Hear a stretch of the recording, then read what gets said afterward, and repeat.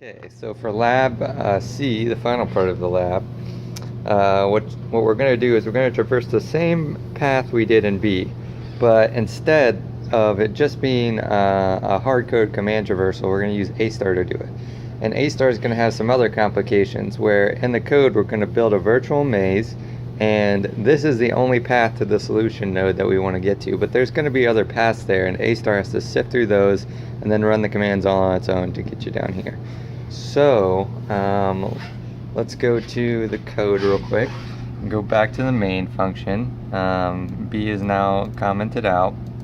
Now for A and B, you're probably not going to want to give them the commands or the solutions, but for A star, I think you should just give them these commands and let them run it, because there's something else that they need to do, and these commands would be complicated to figure out on their own. So so just go ahead and uncomment those, and then we're going to scroll to the top of the file, and this is where things kind of become important. So where it says lab, and you see all this nice stuff here, this is actually, it's a partial solution. I mean, the maze isn't complete, but it does have like you know, you could draw some other ones and stuff going around here, but it does have the solution to this point right here.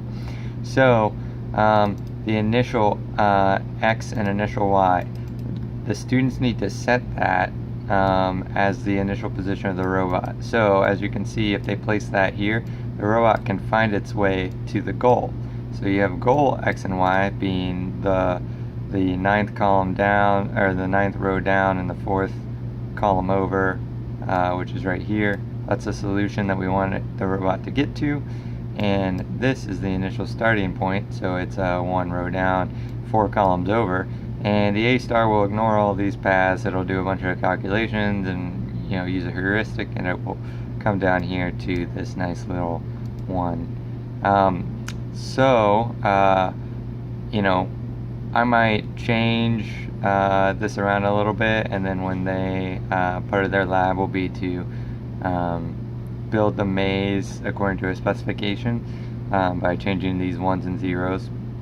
So the ones represent a path that the robot can take, and the zeros represent a path that it can't take, and each index, a 0 or 1, refers to a node.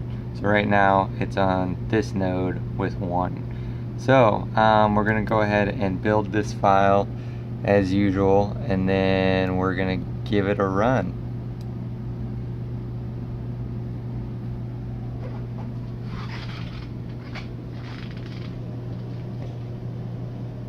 Set the just as usual, you know, I gave some guidelines about the ground sensors. You can really put it anywhere, but as long as it's on the line to start out.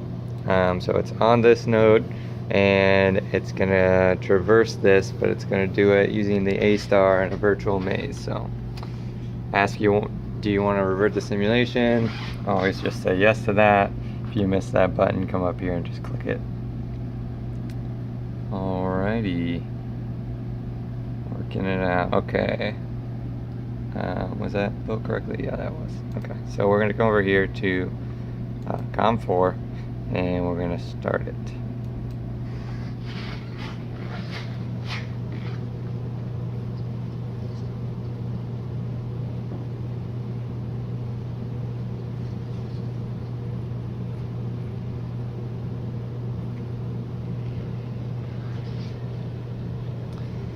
It's doing a nice job so far.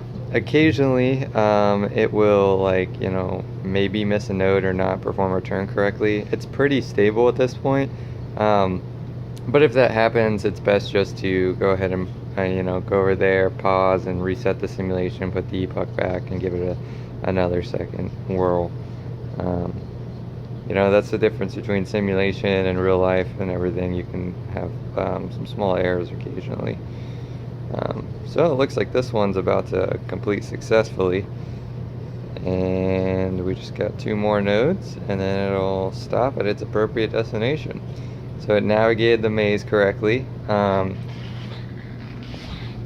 know, there's interesting logging statements here, but the main interesting thing is that I do print out the path that it has when you see all these direction commands, it was sending directions of 1, 1, 1, 3, 3, 3, 1, 1, 1, 4, 4, 4, and then 1, 1, where 1 is down, 3 is left, 1 is down, 4 is right, and 1 is down.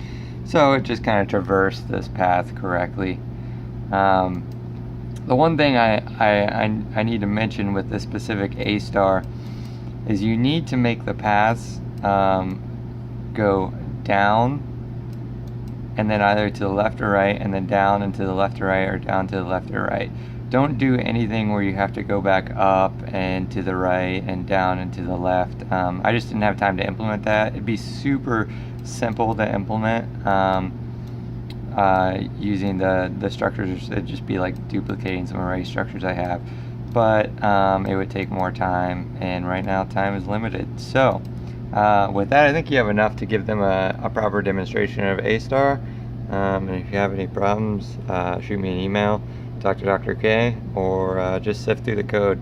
It's pretty well commented. It's not like amazingly commented, but it'll give you some good details.